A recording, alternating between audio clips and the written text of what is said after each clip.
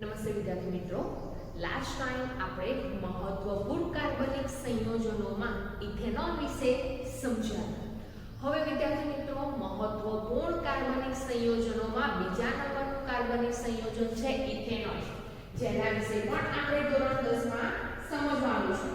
તો આજે આપણે ઇથેનોઇક એસિડ વિશે સમજીશું. તો બીજા નંબરનું મહત્વપૂર્ણ કાર્બનિક સંયોજન કયું છે? તો ઇથેનોઇક એસિડ. આ જે ઇથેનોઇક એસિડ છે એ ઇથેનોઇક એસિડનું સામાન્ય નામ શું છે? તો ઇથેનોઇક એસિડનું સામાન્ય નામ, તેનું આણ્વીય સૂત્ર ઉપરાંત તેનું બંધારણીય સૂત્ર આપણે જ્યારે કાર્બોક્સિલિક એસિડ નો સમૂહ સમજાતા તેમાં સમજીને આવ્યા છીએ. તો આજે કોઈ ઇથેનોઇક એસિડ છે એ કેવું સંયોજન છે? તો સૌથી પહેલા તો કાર્બોક્સિલિક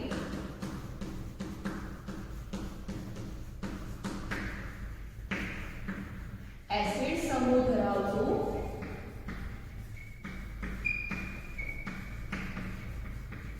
સંયોજન છે. હવે કાર્બોક્સિલિક એસિડ સમૂહ કયો જોવા મળે છે? તો આપણને ખબર છે કે COOH સમૂહ જોવા મળે છે. એ સમૂહને શું કહેવામાં આવે છે? તો એ જે સમૂહ છે એને કાર્બોક્સિલિક એસિડ સમૂહ તરીકે ઓળખવામાં આવે છે. આ ઉપરાંત આ જે ઇથેનોઇક એસિડ છે એ ઇથેનોઇક એસિડનું સામાન્ય નામ શું છે? ઇથેનોઇક એસિડને કયા નામથી ઓળખવામાં આવે છે? તો આ જે ઇથેનોઇક એસિડ છે એને એસિટિક એસિડ તરીકે ઓળખવામાં આવે છે. તો એસિટિક એસિડ અથવા તો ઇથેનોઇક એસિડ બંને કેવા છે? તો એક જ સંયોજન છે. અને કેવા પ્રકારનું સંયોજન છે? તો કાર્બોક્સિલિક એસિડ સમૂહ ધરાવતું સંયોજન છે. ત્યારબાદ વિદ્યાર્થી મિત્રો, આ જે પણ કોઈ ઇથેનોઇક એસિડ છે એનું આણ્વીય સૂત્ર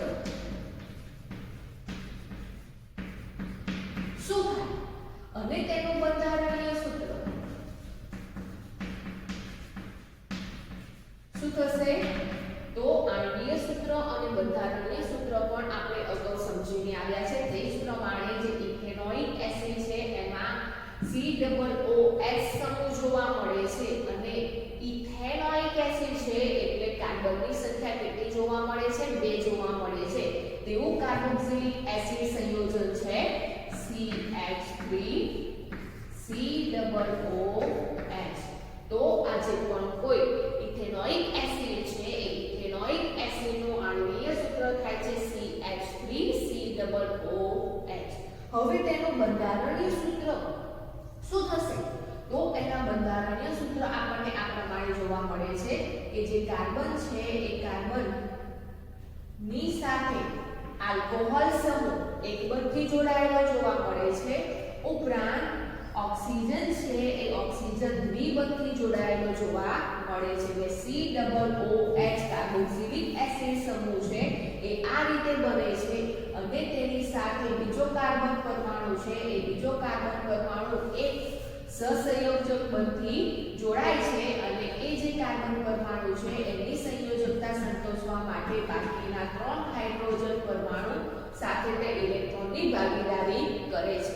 તો વિદ્યાર્થી મિત્રો, અહીંયા આ જે બંધારણીય સૂત્ર છે એ બંધારણીય સૂત્રને બીજી રીતે પણ લખી શકાય. અને આ જે બંધારણીય સૂત્ર છે એને આપણે આ રીતે લખી શકીએ કે કાર્બન પરમાણુ વચ્ચે એક બંધ જોવા મળે છે.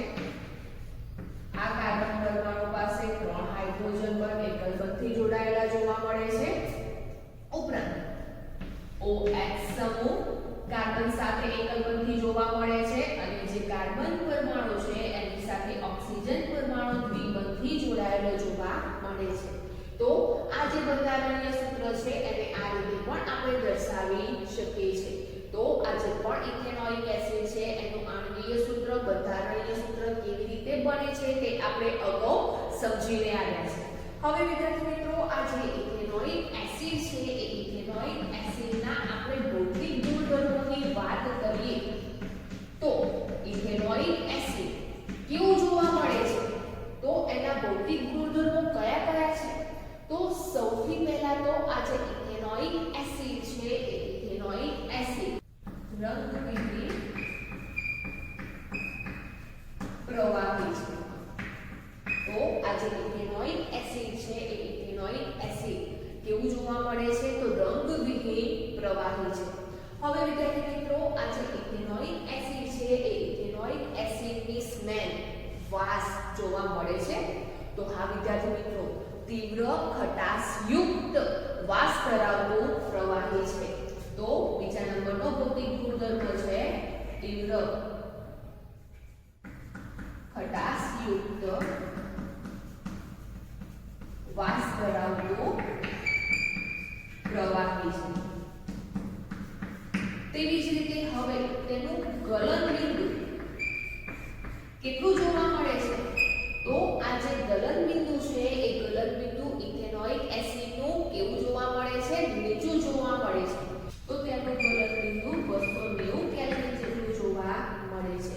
તો વિદ્યાર્થી મિત્રો અહીંયા આ જે ઇથેનોઇક એસિડ છે એનું ગલન બિંદુ ખૂબ નીચું હોવાને કારણે શિયાળાની ઋતુમાં એટલે કે જ્યારે ઠંડી આબોહવા હોય છે તેવા વાતાવરણમાં તેવી ઋતુમાં આ જે પણ કોઈ ઇથેનોઇક એસિડ છે એ થીજી જાય છે, જેથી કરીને તેને ગ્લેસિયસ એસિડિક એસિડ તરીકે ઓળખવામાં આવે છે. તો ગ્લેસિયસ એસિડિક એસિડ શા માટે કહેવામાં આવે છે તો આ જે પણ કોઈ એસિડિક એસિડ છે અથવા તો ઇથેનોઇક એસિડ છે એનું ગલન બિંદુ ખૂબ નીચું છે અને કેટલું છે તો 290 કેલ્વિન જેટલું ગલન બિંદુ જોવા મળે છે, જે શિયાળાની ઋતુમાં એટલે કે ઠંડી આબોહવામાં થીજી જાય છે, જેને કારણે તેને ગ્લેસિયસ એસિડિક એસિડ તરીકે ઓળખવામાં આવે છે. તો ગલન બિંદુ 290 કેલ્વિન જેટલું હોવાથી શિયાળાની ઠંડી આબોહવામાં થીજી જાય છે, જેથી કરીને તેને શું કહેવામાં આવે છે તો તેને ગ્લેસિયસ એસિડિક એસિડ પણ કહેવાય છે. તો ગ્લેસિયસ એસિડિક એસિડ શા માટે કહેવાય છે તો તેનું ગલન બિંદુ 290 કેલ્વિન જેટલું જોવા મળે છે, જે શિયાળાની ઋતુમાં શું થાય છે થીજી જાય છે, જેથી તેને ગ્લેસિયસ એસિડિક એસિડ તરીકે ઓળખવામાં આવે છે. ત્યાર પછી તેના ઉત્કલન બિંદુની વાત કરીએ તો ઇથેનોઇક એસિડ છે એનું ઉત્કલન બિંદુ કેટલું જોવા મળે છે તો તેનું ઉત્કલન બિંદુ 391 કેલ્વિન જેટલું જોવા મળે છે. તો વિદ્યાર્થી મિત્રો અહીંયા આ જે પણ કોઈ ઇથેનોઇક એસિડ છે એ ઇથેનોઇક એસિડનું ગલન બિંદુ અને ઉત્કલન બિંદુ કેવું જોવા મળે છે નીચું જોવા મળે છે. ત્યારબાદ તે કેવું એસિડ છે તો એ નિર્બળ એસિડ છે. તો વિદ્યાર્થી મિત્રો આપણે ચેપ્ટર નંબર 2 માં પ્રબળ એસિડ, નિર્બળ એસિડ, પ્રબળ બેઝ અને નિર્બળ બેઝ વિશે સમજીને આવ્યા છે. તો અહીંયા જે એસિડિક એસિડ છે અથવા તો જે ઇથેનોઇક એસિડ છે એ કેવા પ્રકારનું એસિડ છે તો એ નિર્બળ એસિડ છે. ત્યારબાદ વિદ્યાર્થી મિત્રો આ જે ઇથેનોઇક એસિડ છે એનું પાણીમાં જ્યારે દ્રાવણ બનાવવામાં આવે છે ત્યારે પાણીમાં બનાવેલું 5 થી 8% સાંદ્રતા ધરાવતું જે દ્રાવણ છે જેને સરકો તરીકે ઓળખવામાં આવે છે અથવા તો તેને વિનેગર તરીકે ઓળખવામાં આવે છે. તો વિનેગર થી આપણે પરિચિત છીએ. તો આ જે વિનેગર છે એ વિનેગર શું છે તો વિનેગર છે એક પ્રકારનું એસિડિક એસિડ છે, ઇથેનોઇક એસિડ છે, પરંતુ એ ઇથેનોઇક એસિડનું પાણીમાં બનાવેલું 5 થી 8% સાંદ્રતા ધરાવતું જલીય દ્રાવણ છે. તો ઇથેનોઇક એસિડ છે એનું પાણીમાં બનાવેલું 5 થી 8% સાંદ્રતા ધરાવતું જલીય દ્રાવણ ને શું કહેવામાં આવે છે જેને વિનેગર તરીકે ઓળખવામાં આવે છે અથવા તો તેને સરકો પણ કહેવામાં આવે છે. તો આ જે વિનેગર છે એ વિનેગરમાં કયા પ્રકારનો એસિડ જોવા મળે છે તો વિનેગરમાં ઇથેનોઇક એસિડ અથવા તો એસિડિક એસિડ જોવા મળે છે, જે પણ આપણે ચેપ્ટર નંબર 2 માં સમજીને આવ્યા છે. તો વિદ્યાર્થી મિત્રો અહીંયા આ જે પણ કોઈ ઇથેનોલ છે એ ઇથેનોલ રંગવિહીન પ્રવાહી તો છે, તેને કોઈ પ્રકારનો રંગ જોવા મળતો નથી, પરંતુ તેની વાસ જોવા મળે છે. અને કેવી વાસ જોવા મળે છે? તો ખટાશયુક્ત વાસ ધરાવે છે. આ ઉપરાંત વિદ્યાર્થી મિત્રો આ જે ઇથેનોઇક એસિડ છે એનું ગલનબિંદુ 290 કેલ્વિન જેટલું જોવા મળે છે, જે શિયાળાની ઋતુમાં ઠંડી આબોહવામાં થીજી જાય છે, જેથી કરીને તેને ગેસિયસ એસિડિક એસિડ તરીકે ઓળખવામાં આવે છે. આ ઉપરાંત તેમનું ઉત્કલન બિંદુ કેટલું જોવા મળે છે? તો તેમનું ઉત્કલન બિંદુ 391 કેલ્વિન જેટલું જોવા મળે છે. તો અહીંયા ઇથેનોઇક એસિડનું ગલન બિંદુ અને ઉત્કલન બિંદુ નીચું જોવા મળે છે. ત્યારબાદ આ જે ઇથેનોઇક એસિડ છે અથવા તો એસિડિક એસિડ છે એ કેવું એસિડ છે? તો એ નિર્બળ એસિડ છે. અને જે ઇથેનોઇક એસિડ છે એનું પાણીમાં 5 થી 8% સાંદ્રતા ધરાવતું જે પણ કોઈ દ્રાવણ બનાવવામાં આવે છે, એ જે દ્રાવણ છે એ દ્રાવણને સરકો અથવા તો વિનેગર તરીકે ઓળખવામાં આવે છે. હવે વિદ્યાર્થી મિત્રો આ જે પણ કોઈ ઇથેનોઇક એસિડ છે એ ઇથેનોઇક એસિડ ની બનાવટ કેવી રીતે કરવામાં આવે છે? એટલે કે અગાઉ આપણે ઇથેનોલ નું ઉત્પાદન સમજી ગયા છે, તેવી જ રીતે અહીંયા આ જે ઇથેનોઇક એસિડ છે એ ઇથેનોઇક એસિડ નું ઉત્પાદન કેવી રીતે કરવામાં આવે છે? તો સૌથી પહેલા તો વિદ્યાર્થી મિત્રો આપણે લાસ્ટ ટાઈમ જે ઇથેનોલ છે એ ઇથેનોલ નું ઓક્સિડેશનની પ્રક્રિયા સમજી ગયા છે કે જે ઇથેનોલ છે એ ઇથેનોલને હવાની કે ઓક્સિજનની હાજરીમાં જે ઓક્સિડેશન કરતા તરીકે પોટેશિયમ પરમેંગેનેટ અથવા તો પોટેશિયમ ડાઇક્રોમેટની હાજરીમાં જો તેને ગરમ કરવામાં આવે છે ત્યારે જે ઇથેનોલ છે એ ઇથેનોલનું ઇથેનોઇક એસિડમાં રૂપાંતર થતું જોવા મળે છે. તો સૌથી પહેલા વિદ્યાર્થી મિત્રો આ જે ઇથેનોઇક એસિડ છે એ ઇથેનોઇક એસિડ કેવી રીતે મેળવવામાં આવે છે? તો ઇથેનોલનું ઓક્સિડેશન કરતા દ્વારા કરવામાં આવે છે ત્યારે ઇથેનોઇક એસિડ પ્રાપ્ત થતું જોવા મળે છે. તેવી જ રીતે વિદ્યાર્થી મિત્રો બીજા ઓક્સિડેશનની ક્રિયા દ્વારા પણ ઇથેનોઇક એસિડ મેળવી શકાય છે, પણ બીજી કઈ ઓક્સિડેશનની પ્રક્રિયા છે? તો બીજી આઠવણની પ્રક્રિયા. જે ઇથેનોલ છે એ ઇથેનોલનું આઠવણની પ્રક્રિયા કરાવવામાં આવે છે અને આઠવણની પ્રક્રિયા એસિટોબેક્ટર ઉત્સેચકની હાજરીમાં કરાવવામાં આવે છે અને અંતે આપણને ઇથેનોઇક એસિડ પ્રાપ્ત થતું જોવા મળે છે. તો અહીંયા આ જે પણ કોઈ એસિડિક એસિડ છે અથવા તો ઇથેનોઇક એસિડ છે એના બનાવટની વાત કરીએ તો બનાવટમાં ઓક્સિડેશનની પ્રક્રિયા આપણે સમજી ગયા. તેવી જ રીતે અહીંયા ફરી જે ઇથેનોલ છે એ ઇથેનોલનો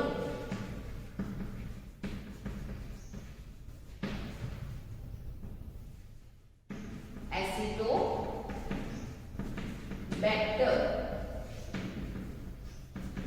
ઉત્સેચકની હાજરીમાં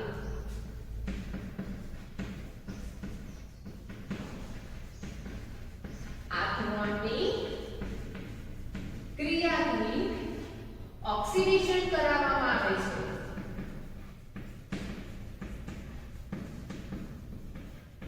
શું પ્રાપ્ત થાય છે? તો ઇથેનોઇક એસિડ મળે છે.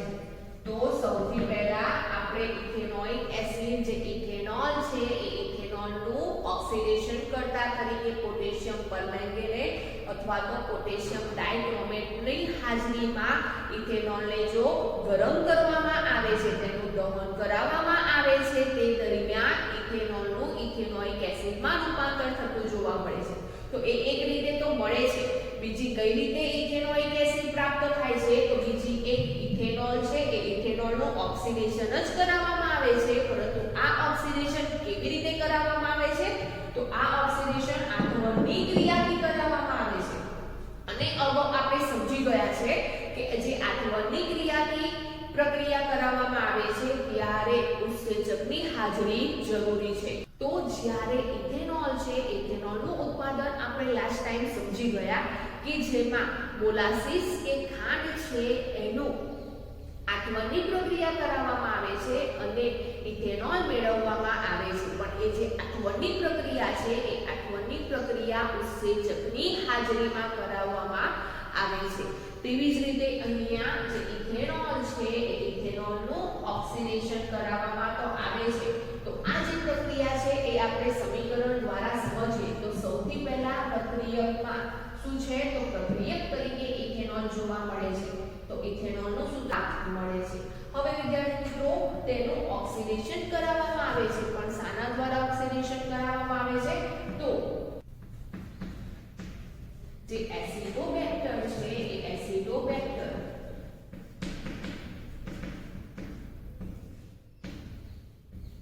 ઉત્સેચકની હાજરીમાં શું કરવામાં આવે છે આઠવણની ક્રિયાથી ઓક્સિડેશન કરાવવામાં આવે છે. ત્યારે આપણને શું પ્રાપ્ત થાય છે તો તે દરમિયાન આપણને CH3COOH ઇથેનોઇક એસિડ પ્રાપ્ત થતો જોવા મળે છે. તો ઇથેનોઇક એસિડ બીજી કઈ રીતે પ્રાપ્ત થાય છે તો ઇથેનોલનો ઓક્સિડેશન એસિડોબેક્ટર ઉત્સેચકની હાજરીમાં આઠવણની ક્રિયાથી કરાવવામાં આવે છે. ત્યારે પણ શું પ્રાપ્ત થાય છે ઇથેનોઇક એસિડ પ્રાપ્ત થતું જોવા મળે છે. અને સાથે સાથે પાણી પણ છૂટું પડતું જોવા મળે છે. તો ઇથેનોલ ના ઓક્સિડેશન થી ઇથેનોઇક પ્રાપ્ત થાય છે. તેવી જ રીતે વિદ્યાર્થી મિત્રો ત્રીજી રીતે પણ ઇથેનોઇક એસિડ મેળવી શકાય છે. તો ત્રીજી કઈ રીતે ઇથેનોઇક એસિડ મેળવી શકાય છે તો તેના માટે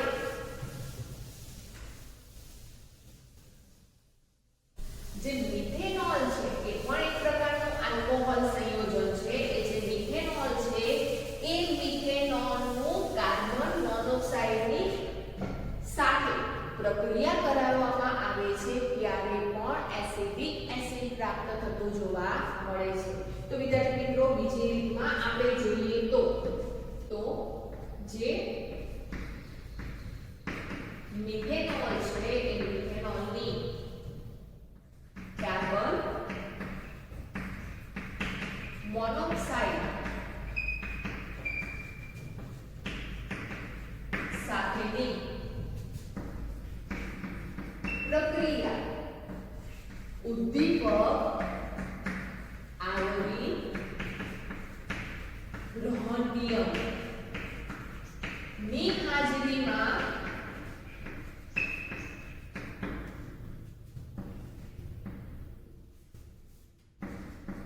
કરતા શું પ્રાપ્ત થાય છે ઇથેનોઇક એસિડ પ્રાપ્ત થતો જોવા મળે છે. તો બીજી કઈ રીતે ઇથેનોઇક એસિડ મળે છે તો જે મિથેનોલ છે એ મિથેનોલ પણ એક પ્રકારનો આલ્કોહોલ સંયોજન છે. એનું કાર્બન મોનોક્સાઇડ સાથે પ્રક્રિયા કરાવવામાં આવે છે. પરંતુ આ પ્રક્રિયામાં ઉદ્દીપકની હાજરી જરૂરી છે. અને ઉદ્દીપક તરીકે કયો પદાર્થ લેવામાં આવે છે તો ઉદ્દીપક તરીકે આયોડીન રોહનિયમ ને લેવામાં આવે છે. તો અંતે આપણને નિપજમાં ઇથેનોઇક એસિડ એટલે કે એસિડિક એસિડ પ્રાપ્ત થતું જોવા મળે છે. તો આ જે પ્રક્રિયા છે સમીકરણ દ્વારા સમજીએ તો જે મિથેનોલ છે એ મિથેનોલ નું સૂત્ર શું થાય છે તો મિથેનોલ છે એ મિથેનોલનું સૂત્ર CH3OH જોવા મળે છે. જેને શું કહીએ છીએ આપણે મિથેનોલ. એની કોની સાથે પ્રક્રિયા કરાવવાની છે તો કાર્બન મોનોક્સાઇડ સાથે પ્રક્રિયા કરાવવાની છે. હવે વિદ્યાર્થી મિત્રો આ જે પ્રક્રિયા છે એ પ્રક્રિયા કયા ઉદ્દીપકની હાજરીમાં થાય છે તો આયોડીન રોહનિયમ જેને I2RH વડે દર્શાવવામાં આવે છે. ત્યારે પ્રક્રિયા થતા શું પ્રાપ્ત થાય છે પ્રક્રિયા થતા આપણને ઇથેનોઇક એસિડ પ્રાપ્ત થાય છે. તો અહીંયા મિથેનોલ છે એ મિથેનોલનું કાર્બન મોનોક્સાઇડ સાથે પ્રક્રિયા ઉદ્દીપકની હાજરીમાં કરાવવામાં આવે છે. ત્યારે નિપજમાં ઇથેનોઇક એસિડ પ્રાપ્ત થાય છે. એટલે કે આ જે મિથેનોલ છે એ મિથેનોલના કાર્બન અને ઓક્સિજન પરમાણુઓ સંયોજાય છે અને સંયોજાઈને ઇથેનોઇક એસિડ બનાવે છે. તો વિદ્યાર્થી મિત્રો અહીંયા આ જે ઇથેનોઇક એસિડની બનાવટ છે અથવા તો ઇથેનોઇક એસિડનું ઉત્પાદન છે તે પણ આપણે ફક્ત સમજણ માટે છે, તમારી જાણકારી માટે છે કે જે ઇથેનોઇક એસિડ છે એ ઇથેનોઇક એસિડ કેવી રીતે મેળવી શકાય છે, કેવી રીતે બનાવી શકાય છે. તો અત્યારે ધોરણ 10 માં આપણે ઇથેનોઇક એસિડની જે બનાવટ છે એ બનાવટને સમજવાનું નથી, પરંતુ આપણે અહીંયા સમજ્યા છે શાને માટે, તો તમારી જાણકારી માટે જે ઇથેનોઇક એસિડ છે એને કેવી રીતે મેળવવામાં આવે છે એ જાણકારી માટે અહીંયા આપણે જે પણ કોઈ ઇથેનોઇક એસિડ છે એ ઇથેનોઇક એસિડની બનાવટ સમજ્યા. હવે વિદ્યાર્થી મિત્રો 10મા ધોરણમાં ફક્ત આપણે આ જે ઇથેનોઇક એસિડ છે એ ઇથેનોઇક એસિડના ભૌતિક ગુણધર્મો જે આપણે સમજી ગયા છે. ત્યારબાદ રાસાયણિક ગુણધર્મો અને ઉપયોગો વિશે સમજવાનું છે. તો ભૌતિક ગુણધર્મો આપણે સમજ્યા. હવે ભૌતિક ગુણધર્મો સમજ્યા પછી આપણે તેની બનાવટ સમજ્યા, પણ એ બનાવટ ફક્ત જાણકારી માટે છે. હવે જોઈએ આપણે ઇથેનોઇક એસિડના રાસાયણિક ગુણધર્મો. તો આ જે ઇથેનોઇક એસિડ છે એમાં કઈ રાસાયણિક પ્રક્રિયાઓ થતી જોવા મળે છે. ઇથેનોઇક એસિડ સાથે કેવી રાસાયણિક પ્રક્રિયાઓ થાય છે, તો એના રાસાયણિક ગુણધર્મો વિશે સમજીએ. તો એમાં સૌથી પહેલા આપણે લઈએ તો એસ્ટરીકરણની પ્રક્રિયા. તો વિદ્યાર્થી મિત્રો આ જે પણ કોઈ ઇથેનોઇક એસિડ છે એ ઇથેનોઇક એસિડની રાસાયણિક ગુણધર્મોમાં વાત કરીએ અથવા તો ઇથેનોઇક એસિડની રાસાયણિક પ્રક્રિયાની વાત કરીએ તો પહેલા નંબરની પ્રક્રિયા છે એસ્ટરીકરણની પ્રક્રિયા. તો સૌથી પહેલા તો એસ્ટરીકરણ કોને કહેવામાં આવે છે, તો એસ્ટરીકરણ એટલે જે પણ કોઈ કાર્બોક્સિલિક એસિડ ધરાવતા જે સંયોજનો છે એ સંયોજનો અને આલ્કોહોલ સમૂહ ધરાવતા જે પણ કોઈ સંયોજનો છે એ સંયોજનો વચ્ચે પ્રક્રિયા કરાવવામાં આવે છે. અને આ જે પ્રક્રિયા છે એ પ્રક્રિયા ખનિજ ઉદ્દીપકની હાજરીમાં કરાવવામાં આવે છે. ત્યારે નિપજમાં એસ્ટર સંયોજનો ઉપરાંત પાણી ઉત્પન્ન થતું જોવા મળે છે, જેથી કરીને આ જે પ્રક્રિયા છે જેને એસ્ટરીકરણની પ્રક્રિયા તરીકે ઓળખવામાં આવે છે. તો વિદ્યાર્થી મિત્રો એસ્ટરીકરણની પ્રક્રિયા કોને કહેવામાં આવે છે, તો કાર્બોક્સિલિક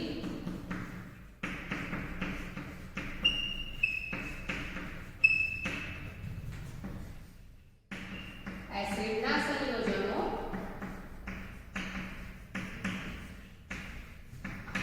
અને આલ્કોહોલ ના સંયોજનો વચ્ચે પ્રક્રિયા ખનિજ એસિડ જેવા કે સલ્ફ્યુરિક એસિડ, હાઇડ્રોક્લોરિક એસિડ, જેને શું કહેવામાં આવે છે, જેને ખનિજ એસિડ તરીકે ઓળખવામાં આવે છે. તો ખનિજ એસિડ ઉદ્દીપકની હાજરીમાં કરાવતા નિપજમાં શું બને છે, તો નિપજમાં એસ્ટર અને પાણી મળે છે. એ જે પ્રક્રિયા છે એ પ્રક્રિયાને શું કહેવામાં આવે છે, તો આ જે પ્રક્રિયા છે એ પ્રક્રિયાને એસ્ટરીકરણ તરીકે ઓળખવામાં આવે છે. તો વિદ્યાર્થી મિત્રો એસ્ટરીકરણની પ્રક્રિયા કોને કહેવામાં આવે છે, તો પ્રક્રિયકમાં કાર્બોક્સિલિક એસિડ સમૂહ ધરાવતું સંયોજન અને આલ્કોહોલ સમૂહ ધરાવતા સંયોજનો વચ્ચે પ્રક્રિયા કરાવવામાં આવે છે. પણ આ જે પ્રક્રિયા છે એ ખનિજ એસિડ ઉદ્દીપકની હાજરીમાં કરાવવામાં આવે છે. ત્યારે એસ્ટર સમૂહ ધરાવતું સંયોજનો પ્રાપ્ત થતા જોવા મળે છે, જેથી આ પ્રક્રિયાને એસ્ટરીકરણની પ્રક્રિયા તરીકે ઓળખવામાં આવે છે. ઉદાહરણ તરીકે આપણે સમજીએ તો અત્યારે આપણે ઇથેનોઇક એસિડના ગુણધર્મો વિશે સમજીએ છીએ. તો એસ્ટરીકરણની પ્રક્રિયા આપણે ઇથેનોઇક એસિડ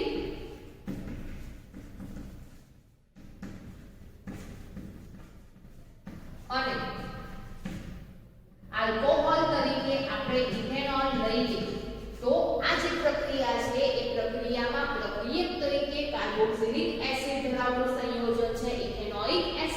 અને આલ્કોહોલ સંયોજન છે ઇથેનોલ બંને વચ્ચે પ્રક્રિયા કરાવવામાં આવે છે પણ ક્યારે કરાવવામાં આવે છે તો ખનિજ એસિડ ઉદ્દીપકની હાજરીમાં તો ઇથેનોઇક એસિડ અને ઇથેનોલ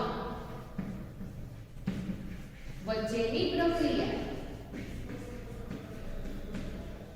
સાંદ્ર સલ્ફ્યુરિક એસિડ ઉદ્દીપકની હાજરીમાં એસ્ટરનું સંયોજન બને છે તો અહીંયા ઇથેનોઇક એસિડ છે અને ઇથેનોલ છે તો તેમને અનુવર્તી એસ્ટરનું કયો સંયોજન પ્રાપ્ત થાય છે તો એ દરમિયાન ઇથાઇલ એસિટેટ મળે છે અને સાથે સાથે પાણીનો અણુ મુક્ત થતો જોવા મળે છે તો અહીંયા ઇથાઇલ એસિટેટ છે એ ઇથાઇલ એસિટેટ શું છે તો એ એસ્ટર ધરાવતો સંયોજન છે જેથી આ જે પ્રક્રિયા છે એને શું કહેવામાં આવે છે તો આ પ્રક્રિયાને એસ્ટરીકરણની પ્રક્રિયા તરીકે ઓળખવામાં આવે છે તો વિદ્યાર્થી મિત્રો આ જે પ્રક્રિયા છે એ આપણે સમીકરણ દ્વારા સમજીએ તો પ્રક્રિયા છે પ્રક્રિયા કોની વચ્ચે થાય છે તો ઇથેનોઇક એસિડ અને ઇથેનોલ વચ્ચે થાય છે તો પ્રક્રિયક તરીકે આપણે ઇથેનોઇક એસિડ અને ઇથેનોલનું સૂત્ર લઈએ તો ઇથેનોઇક એસિડનું સૂત્ર શું થશે તો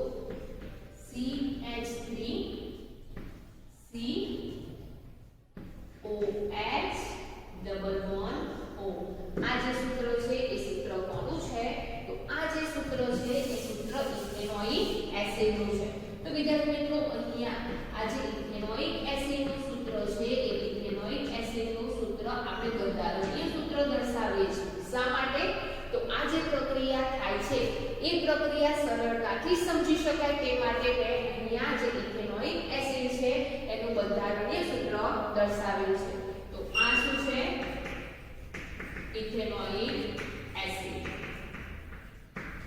બીજો પ્રક્રિયક કયો જોવા મળે છે તો બીજો પ્રક્રિયક છે એ ઇથેનોલ જોવા મળે છે તો ઇથેનોલનું સૂત્ર શું થાય છે તો ઇથેનોલનું સૂત્ર CH3CH2OH જોવા મળે છે અથવા તો તેનું બંધારણીય સૂત્ર વિચારીએ તો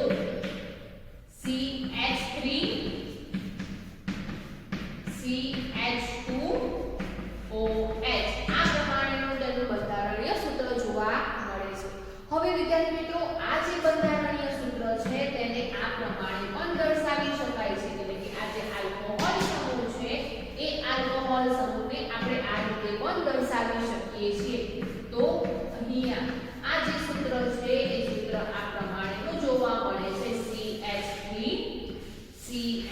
CH3CH2OH સમૂહ જોવા મળે છે તો વિદ્યાર્થી મિત્રો અહીંયા આ જે સૂત્ર છે એ સૂત્રને આપણે આ રીતે દર્શાવીએ તો જે ઇથેનોલ છે એ ઇથેનોલનું બંધારણીય સૂત્ર લખીએ તો OH સમૂહ છે એ OH સમૂહને આપણે આ રીતે દર્શાવીએ કાર્બન છે એ કાર્બન સાથે એક સંયોજકતાથી આલ્કોહોલ સમૂહ જોવા મળે છે બીજી એક સંયોજકતાથી હાઇડ્રોજન પરમાણુ જોડાયેલો જોવા મળે છે ત્રીજી સંયોજકતાથી ત્રીજો હાઇડ્રોજન પરમાણુ જોવા મળે છે અને ચોથી સંયોજકતા સંતોષવા માટે તે કાર્બન પરમાણુ સાથે સહસંયોજક બંધની રચના કરે છે અને આ જે કાર્બન છે એ કાર્બન પોતાની સંયોજકતા સંતોષવા માટે એક સહસંયોજક બંધ કાર્બન પાસે કરે છે અને બાકીના ત્રણ બંધ એ હાઇડ્રોજન પરમાણુ પાસેથી મેળવે છે તો અહીંયા આ જે છે એ શું છે એ છે ઇથેનોલ તો આ જે ઇથેનોલ છે એ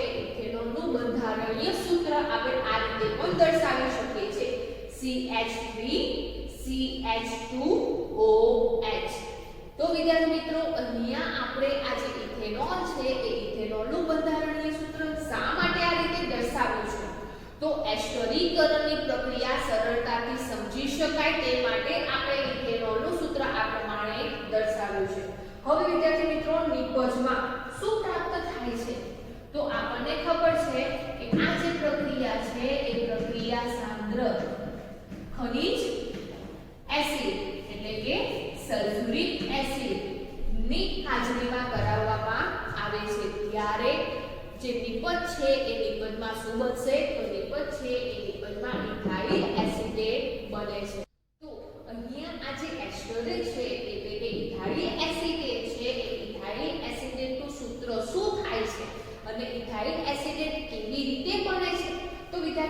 જ્યારે ઇથેનોઇક એસિડ અને ઇથેનોલ છે એ બંને વચ્ચે જ્યારે પ્રક્રિયા થાય છે તે દરમિયાન અહીંયા આ જે પણ ઇથેનોઇક એસિડ છે એ ઇથેનોઇક એસિડમાં જે OH સમૂહ જોવા મળે છે એ OH સમૂહ ઉપરાંત જે ઇથેનોલ છે એ ઇથેનોલમાં જે આલ્કોહોલ સમૂહ છે એ આલ્કોહોલ સમૂહમાં રહેલો જે હાઇડ્રોજન પરમાણુ છે એ હાઇડ્રોજન પરમાણુનું વિસ્થાપન થતું જોવા મળે છે એટલે કે અહીંયા બંને જે પ્રક્રિયકો છે એ બંને પ્રક્રિયકોમાંથી એક આલ્કોહોલ સમૂહ અને બીજો એક હાઇડ્રોજન પરમાણુનું વિસ્થાપન થાય છે અને વિસ્થાપન થઈને શું બનાવે છે તો વિસ્થાપન થઈને H2O મુક્ત થતું જોવા મળે છે તો વિદ્યાર્થી મિત્રો અહીંયા આપણે સમજ્યા કે એસ્ટર અને પાણી મળે છે તો પાણી કેવી રીતે દૂર થાય છે તો અહીંયા ઇથેનોઇક એસિડમાં જે આલ્કોહોલ સમૂહ છે OH સમૂહ છે એ OH સમૂહ અને ઇથેનોલમાં જે આલ્કોહોલ સમૂહ છે તેમાંથી એક હાઇડ્રોજન પરમાણુનું જ વિસ્થાપન થઈને H2O દૂર થતું જોવા મળે છે અને હવે આ જે બંને પ્રક્રિયકો છે એ બંને પ્રક્રિયકો એકબીજા સાથે જોડાય છે અને નવું સંયોજન બનાવે છે તો નવું સંયોજન કેવી રીતે બને છે તો CH3 C double bond O CH3 C double bond O ત્યાર પછી કાર્બન અને ઓક્સિજન પરમાણુ વચ્ચે શું બંધ બને છે તો બંને વચ્ચે એક બંધ બનતો જોવા મળે છે તો કાર્બન ઓક્સિજન પરમાણુ વચ્ચે બીજો એક બંધ જોવા મળે છે અને પાછો CH2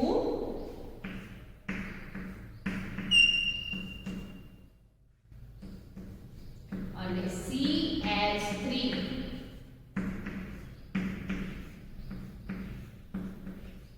જોવા મળે છે તો વિદ્યાર્થી મિત્રો અહીંયા આ જે પણ કોઈ નવું સંયોજન બને છે એ નવા સંયોજનમાં C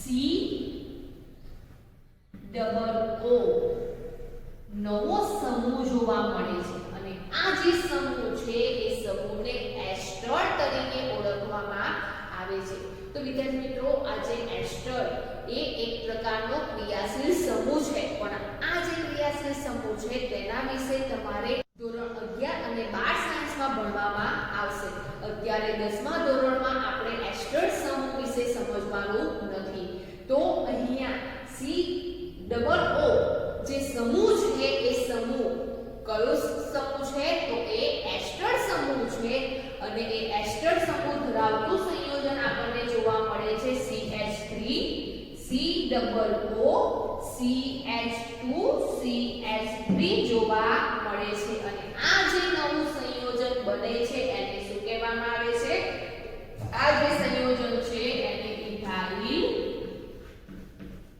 એસિટેટ કહેવામાં આવે છે તો CH3 C double O CH2 CH3 ને ઇથાઇલ એસિટેટ તરીકે ઓળખવામાં આવે છે હવે વિદ્યાર્થી મિત્રો તમને એવો પ્રશ્ન થઈ શકે છે કે જે કાર્બન છે એ કાર્બન અને ઓક્સિજન પરમાણુ વચ્ચે દ્વિબંધ જોવા મળે છે તો અહીંયા આ જે ઓક્સિજન પરમાણુ છે એ ઓક્સિજન પરમાણુ સાથે કાર્બન અને ઓક્સિજન પરમાણુની વચ્ચે કેમ એક જ બંધ જોવા મળે છે તો વિદ્યાર્થી મિત્રો જોવો અહીંયા આ જે કાર્બન અને ઓક્સિજન પરમાણુ છે એ ઓક્સિજન પરમાણુની સાથે બીજા કોઈ બંધ જોવા મળતા નથી ઓક્સિજન પરમાણુ ફક્ત કાર્બન પરમાણુ સાથે બંધ બનાવે છે જેથી કાર્બન અને ઓક્સિજન પરમાણુ વચ્ચે દ્વિબંધ જોવા મળે છે પરંતુ અહીંયા આ જે ઓક્સિજન પરમાણુ છે એ ઓક્સિજન પરમાણુની સંયોજકતા સંતોષવા માટે બે બંધ જોઈએ છે પણ આ જે બંને બંધ છે એ બંને બંધમાં એક બંધ આ કાર્બન પરમાણુ સાથે રચે છે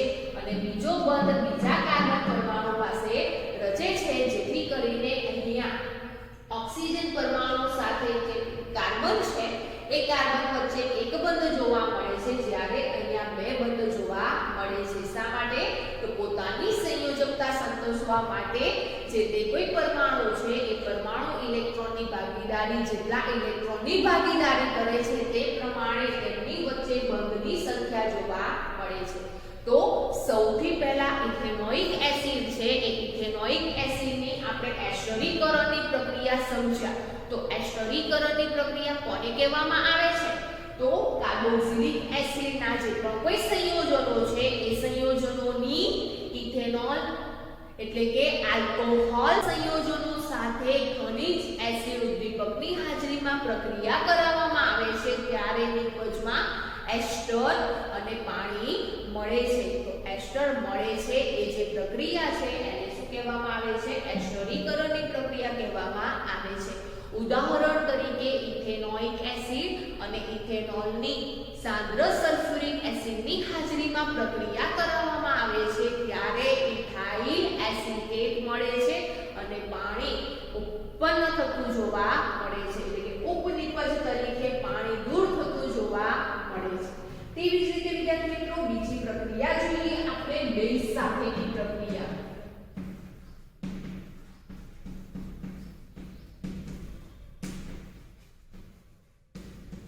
તો આ જે ઇથેનોઇક એસિડ છે, એસિડિક એસિડ છે, એ કેવું એસિડ છે? તો નિર્બળ એસિડ છે. એ એક પ્રકારનું એસિડ છે.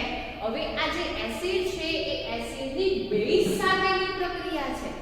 તો વિદ્યાર્થી મિત્રો આપણે અગાઉ ચેપ્ટર નંબર 2 માં સમજીને આવ્યા છે કે એસિડની બેઝ સાથેની પ્રક્રિયા અથવા તો બેઝની એસિડ સાથેની પ્રક્રિયાથી ક્ષાર અને પાણી ઉત્પન્ન થાય છે. એ જે પ્રક્રિયા છે એને શું કહેવામાં આવે છે? તો એ જે પ્રક્રિયા છે એને તટસ્થીકરણ તરીકે ઓળખવામાં આવે છે. તો બીજા નંબરની બેઝ સાથેની પ્રક્રિયા અથવા તો તેને તટસ્થીકરણ ની પ્રક્રિયા પણ કહેવામાં આવે છે. તો વિદ્યાર્થી મિત્રો અહીંયા આ જે પ્રક્રિયા છે એ પ્રક્રિયામાં એસિડ તરીકે ઇથેનોઇક એસિડ અને બેઝ તરીકે સોડિયમ હાઇડ્રોક્સાઇડ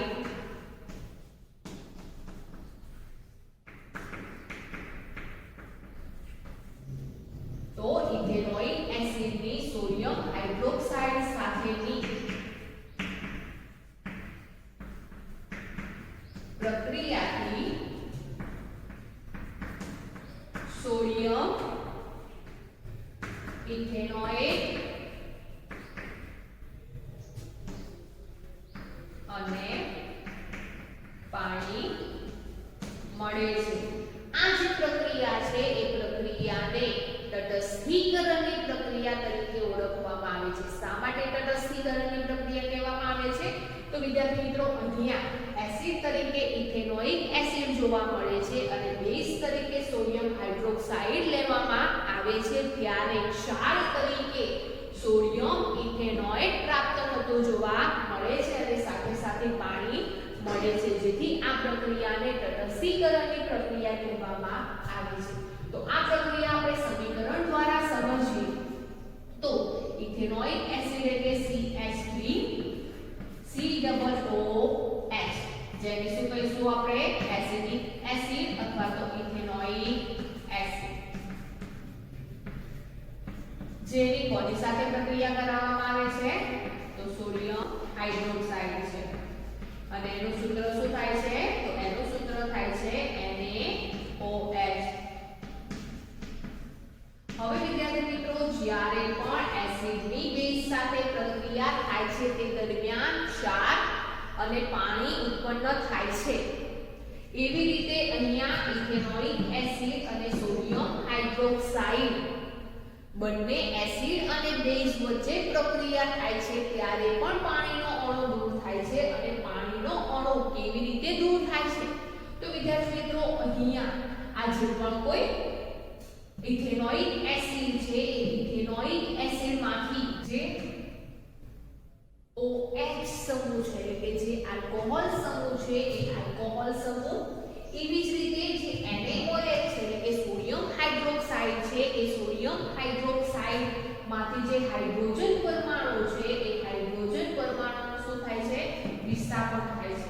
તો વિદ્યાર્થી મિત્રો અહીંયા આ જે સોડિયમ હાઇડ્રોક્સાઇડ છે એ સોડિયમ હાઇડ્રોક્સાઇડને આપણે આ રીતે દર્શાવીએ તો સોડિયમ હાઇડ્રોક્સાઇડ હાઇડ્રોક્સાઇડને આપણે આ રીતે દર્શાવીએ છીએ NaOH. તો આ જે પણ કોઈ NaOH સોડિયમ હાઇડ્રોક્સાઇડ છે એમાંથી હાઇડ્રોજન પરમાણુ છે એ હાઇડ્રોજન પરમાણુનું વિસ્થાપન થાય છે. તો અહીંયા જ્યારે એસિડ અને બેઝ વચ્ચે પ્રક્રિયા થાય છે તે દરમિયાન ઇથેનોઇક એસિડમાં રહેલો જે OH સમૂહ છે એ સમૂહ અને સોડિયમ હાઇડ્રોક્સાઇડમાંથી જે હાઇડ્રોજન પરમાણુ છે એ હાઇડ્રોજન પરમાણુનું વિસ્થાપન થતું જોવા મળે છે અને નવો ક્ષાર ઉત્પન્ન થાય છે. અને ક્ષાર કેવી રીતે બને છે? તો અહીંયા વિસ્થાપન થઈને જે NaO જોવા મળે છે એ આની સાથે સંયોજાય છે. તો બાકી રહેલા જે પણ કોઈ આયનો છે એ આયનો એકબીજા સાથે સંયોજાઈને નવું સંયોજન બનાવે છે. તો અહીંયા CH3 COO અને નવું સંયોજન બને છે જે ક્ષાર છે. અને આ ક્ષારને શું કહેવામાં આવે છે? તો આ ક્ષારને સોડિયમ ઇથેનોઇક તરીકે ઓળખવામાં આવે છે. અને સાથે સાથે પાણીનો અણુ દૂર થતો જોવા મળે છે. તો વિદ્યાર્થી મિત્રો, જ્યારે પણ ઇથેનોઇક એસિડની બેઝ સાથે પ્રક્રિયા થાય છે તે દરમિયાન સોડિયમ ઇથેનોઇક ક્ષાર ઉત્પન્ન થતો જોવા મળે છે. અને આ પ્રક્રિયામાંથી ઇથેનોઇક એસિડ છે એ ઇથેનોઇક એસિડનો OH સમૂહ અને NaOH સોડિયમ હાઇડ્રોક્સાઇડ છે એમાંથી હાઇડ્રોજન જે પરમાણુ છે એનું વિસ્થાપન થાય છે. અને બાકીના જે આયનો છે એ બાકીના આયનો એકબીજા સાથે જોડાઈને નવું સંયોજન બનાવે છે અને તે ક્ષારનું સંયોજન જોવા મળે છે. અને ક્ષાર કયો છે? તો સોડિયમ ઇથેનોઇક.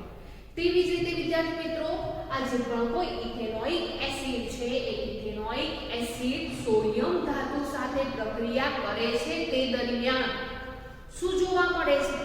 તો આ જે પણ કોઈ ઇથેનોઇક એસિડ છે એ ઇથેનોઇક એસિડની આપણે બીજી એક પ્રક્રિયા સમજીએ તો સોડિયમ ધાતુ સાથેની પ્રક્રિયા.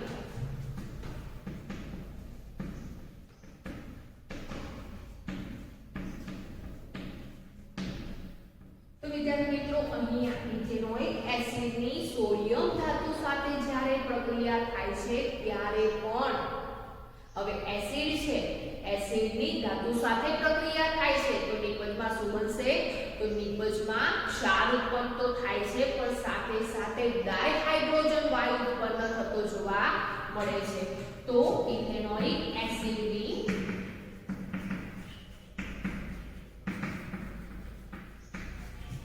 ધાતુ સાથે, હવે કોઈ પણ ધાતુ સાથે પ્રક્રિયા કરે તો એ ધાતુને અનુવર્તી ક્ષાર ઉત્પન્ન થાય છે અને ડાયહાઇડ્રોજન વાયુ ઉત્પન્ન થાય છે. ઉદાહરણ તરીકે આપણે સોડિયમ ધાતુ સાથેની પ્રક્રિયા સમજીએ છીએ તો ઇથેનોઇક એસિડની સોડિયમ ધાતુ સાથે પ્રક્રિયા કરતા સોડિયમ અને ઇથેનોઇક એસિડ છે એને અનુવર્તી ક્ષાર કયો બને છે? તો એને અનુવર્તી ક્ષાર સોડિયમ ઇથેનોઇક પ્રાપ્ત થાય છે. અને ડાયહાઇડ્રોજન વાયુ ઉત્પન્ન થાય છે. તો વિદ્યાર્થી મિત્રો, ઇથેનોઇક એસિડ છે એ એસિડ છે જેથી કરીને એસિડની ધાતુ સાથે પ્રક્રિયા થાય છે. તો એસિડની ધાતુ સાથેની પ્રક્રિયા આપણે સોડિયમ ધાતુ સાથે સમજીએ છીએ. તો જ્યારે ઇથેનોઇક એસિડ સોડિયમ સાથે પ્રક્રિયા કરે છે તે દરમિયાન સોડિયમ ધાતુને લગતો જે પણ કોઈ ક્ષાર છે અને કયો ક્ષાર છે? તો સોડિયમ ઇથેનોઇક છે એ પ્રાપ્ત થતું જોવા મળે છે અને સાથે સાથે ડાયહાઇડ્રોજન વાયુ ઉત્પન્ન થતો જોવા મળે છે. તો આ પ્રક્રિયા આપણે સમજીએ સમીકરણ દ્વારા. તો CH3COOH શું છે? Ethanoic acid. કોની સાથે પ્રક્રિયા કરે છે? તો સોડિયમ ધાતુ સાથે પ્રક્રિયા કરે છે.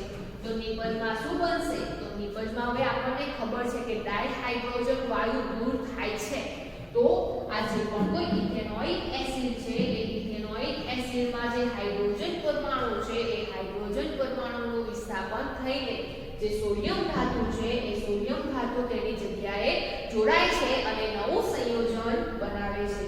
તો એ જે સંયોજન છે એ કેવી રીતે બનશે? તો CH3COO Na બને છે, જેને શું કહેવામાં આવે છે? તો જેને સોડિયમ ઇથેનોઇક તરીકે ઓળખવામાં આવે છે. તો વિદ્યાર્થી મિત્રો, અહીંયા પણ આ જે પણ COO સમૂહ જોવા મળે છે તો એ પણ એક પ્રકારનો એસ્ટર સમૂહ છે, પરંતુ એક ક્ષાર તરીકે ઓળખવામાં આવે છે. કેમ? તેમાં સોડિયમ ધાતુના ક્ષાર જોવા મળે, સોડિયમ ધાતુ જોવા મળે છે, જેથી અહીંયા સોડિયમ ધાતુના ક્ષાર સોડિયમ ઇથેનોઇક પ્રાપ્ત થતું જોવા મળે છે અને સાથે સાથે ડાયહાઇડ્રોજન વાયુ ઉત્પન્ન થાય છે. હવે વિદ્યાર્થી મિત્રો, આ જે સમીકરણ છે એ સમીકરણને આપણે સંતુલિત કરવું છે. તો કેવી રીતે કરીશું? તો અહીંયા ડાયહાઇડ્રોજન વાયુ ઉત્પન્ન થાય છે, એટલે કે હાઇડ્રોજન પરમાણુ 2 ની સંખ્યામાં ઉત્પન્ન થાય છે, પરંતુ જ્યારે અહીંયા હાઇડ્રોજન પરમાણુની સંખ્યા કેટલી જોવા મળે છે? 1 જ જોવા મળે છે. તો આ જે સમીકરણ છે એ સમીકરણને આપણે આ પ્રમાણે સંતુલિત કરી શકીએ છીએ. તો અહીંયા જે ઇથેનોઇક એસિડ છે એ ઇથેનોઇક એસિડ જ્યારે બેઝ સાથે એટલે કે સોડિયમ હાઇડ્રોક્સાઇડ સાથે પ્રક્રિયા કરે છે ત્યારે પણ સોડિયમ ઇથેનોઇડ બનાવે છે, પરંતુ તે દરમિયાન પાણીનો અણુ દૂર થાય છે.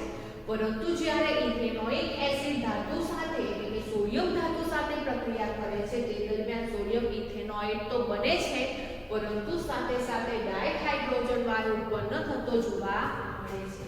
તેવી જ રીતે વિદ્યાર્થી મિત્રો, આ તો એસિડ છે, તો એસિડની આપણે ધાતુ સાથેની પ્રક્રિયા સમજ્યા, બેઝ સાથેની પ્રક્રિયા સમજ્યા. તેવી જ રીતે હવે જે ઇથેનોઇક એસિડ છે એની કાર્બોનેટ સાથેની પ્રક્રિયા અને હાઇડ્રોજન કાર્બોનેટ એટલે કે બાયકાર્બોનેટ સાથેની પ્રક્રિયા સમજીએ તો શું પ્રાપ્ત થાય છે?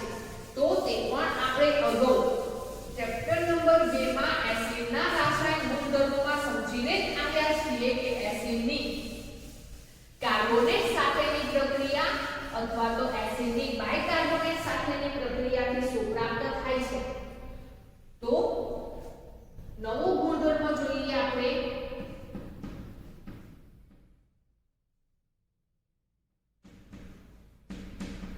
કાર્બોનેટ સાથેની પ્રક્રિયા. તો કાર્બોનેટ સાથેની પ્રક્રિયાથી શું પ્રાપ્ત થશે?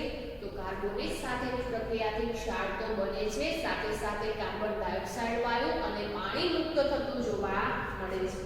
તો અહીંયા ઇથેનોઇક એસિડની કાર્બોનેટ તરીકે કયું સંયોજન લેવામાં આવે છે? તો કાર્બોનેટ તરીકે સોડિયમ કાર્બોનેટ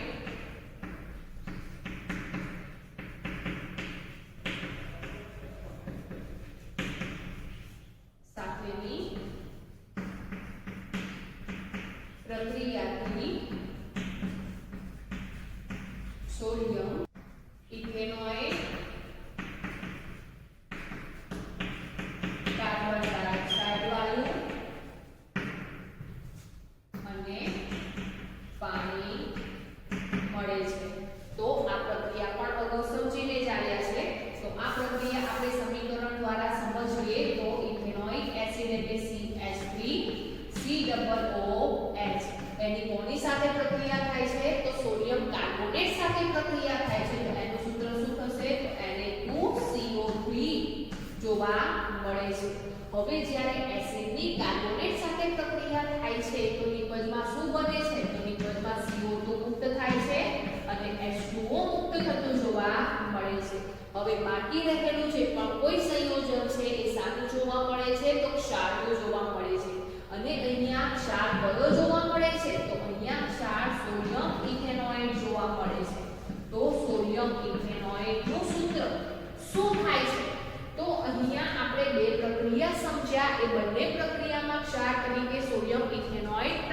થતું જોવા મળે છે તો તેના દ્વારા આપણને સૂત્ર ખબર છે કે સોડિયમ ઇથેનોઇડ છે એનું સૂત્ર CH3COO થતું જોવા મળે છે તો વિદ્યાર્થી મિત્રો આ જે પ્રક્રિયા છે એ પ્રક્રિયામાંથી અહીંયા આ જે CO3 છે કાર્બોનેટ છે એ કાર્બોનેટમાંથી એક ઓક્સિજન રહે છે અને CO2 દૂર થતો જોવા મળે છે તેવી જ રીતે હવે H2O કેવી રીતે દૂર થાય છે તો જે H2O છે એ H2O અહીંયા જે ઇથેનોઇક એસિડ છે એ ઇથેનોઇક એસિડમાં જે OH સમૂહ જોવા મળે છે એ OH સમૂહમાંથી H2O દૂર થતું જોવા મળે છે એટલે કે તેનું વિસ્થાપન થતું જોવા મળે છે હવે બાકી શું જોવા મળે છે તો બાકી જોવા મળે છે CH3CO આનો એક ઓક્સિજન અને સોડિયમ ધાતુ જોવા મળે છે અને નવું સંયોજન બને છે CH3COO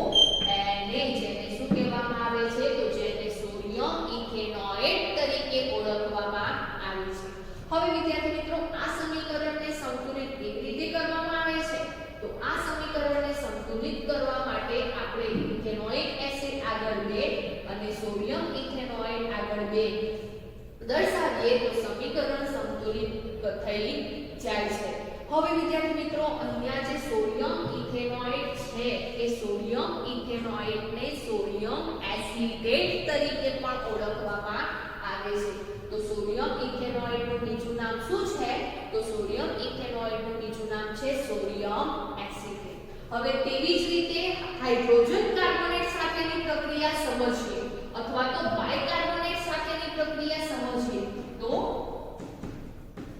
બાયકાર્બોનેટ સાથેની પ્રક્રિયા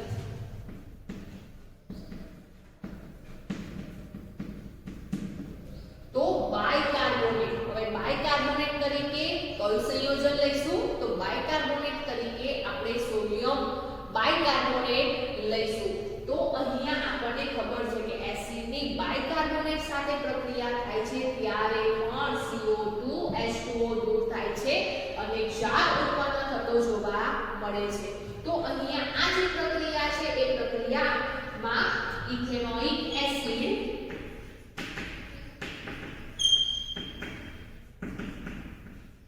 કોની સાથે પ્રક્રિયા થાય છે તો સોડિયમ બાયકાર્બોનેટ સાથેની પ્રક્રિયાથી સોડિયમ ઇથેનોઇડ અથવા તો સોડિયમ એસિટેટ કાર્બન ડાયોક્સાઇડ અને પાણી મળે છે તો આ જે પ્રક્રિયા છે એ પ્રક્રિયાને પણ આપણે આ દ્વારા દર્શાવી શકીએ છીએ એટલે કે સમીકરણ દ્વારા દર્શાવીએ તો ઇથેનોઇક એસિડ એટલે CH3COOH હવે સોડિયમ બાયકાર્બોનેટ છે અથવા તો સોડિયમ હાઇડ્રોજન કાર્બોનેટનું સૂત્ર શું થાય છે તો તેનું સૂત્ર થશે NaHCO3 શું થશે NaHCO3 તો નિપજમાં શું બને છે તો નિપજમાં CO2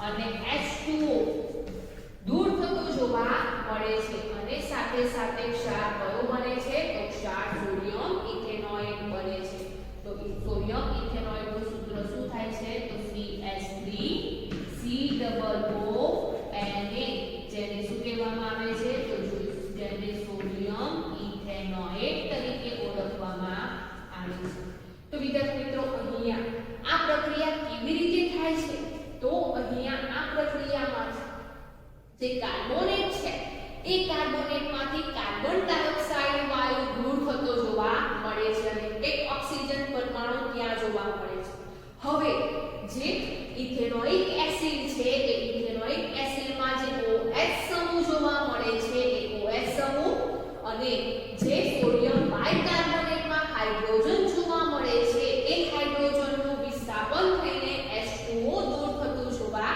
મળે છે અને બાકી રહેલા જે પણ કોઈ આયનો છે તો ઇથેનોઇક એસિડમાં બાકી રહેલો આયન કયો જોવા મળશે તો CH3CO આયન જોવા મળે છે જ્યારે અહીંયા NaO આયન જોવા મળે છે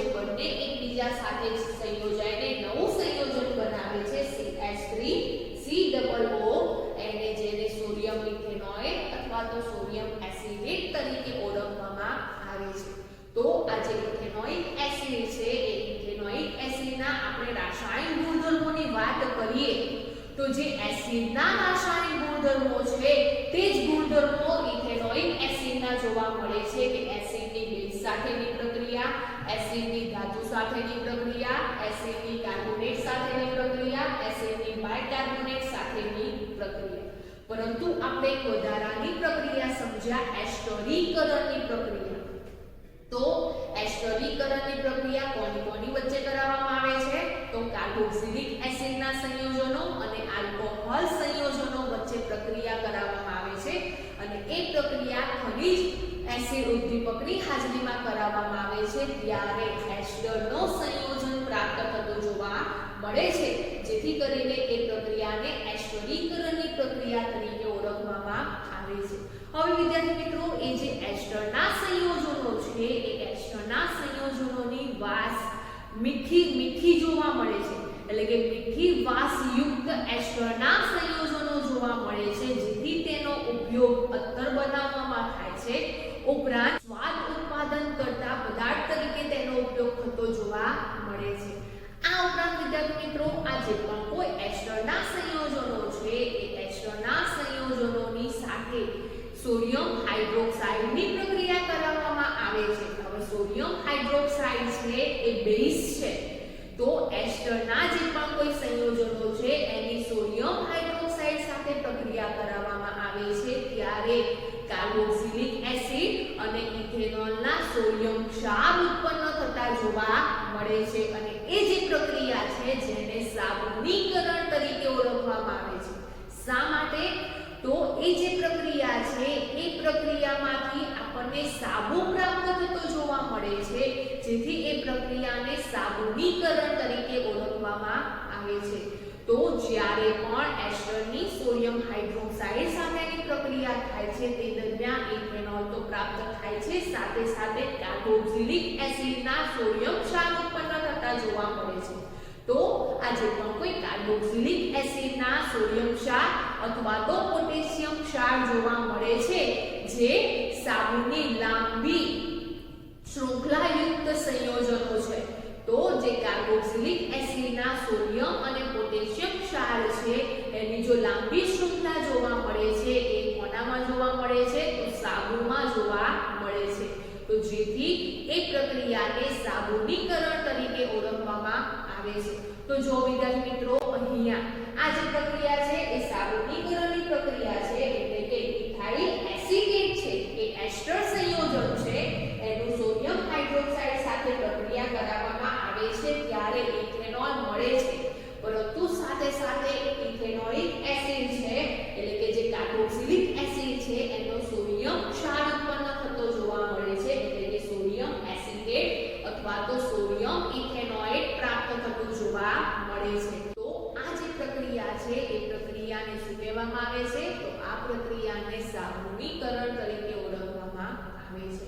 તો આ વિદ્યાર્થી મિત્રો, તો એસિડના જે પણ કોઈ રાસાયણિક ગુણધર્મો છે એ રાસાયણિક ગુણધર્મો આપણે અહીંયા ઇથેનોઇક એસિડમાં સમજ્યા.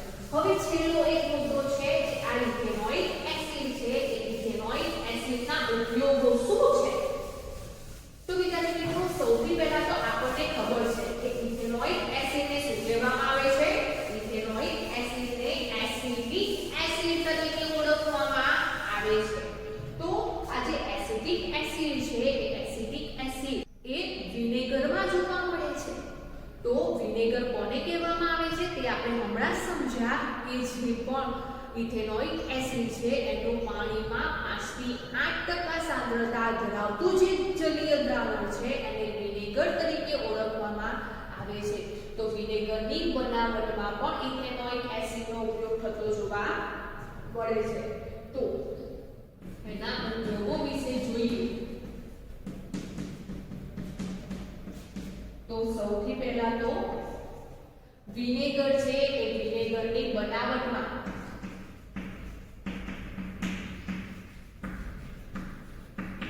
વિનેગર તો કોને કહેવામાં આવે છે? તો આપણને ખબર છે કે ઇથેનોઇક એસિડનું પાણીમાં 5 થી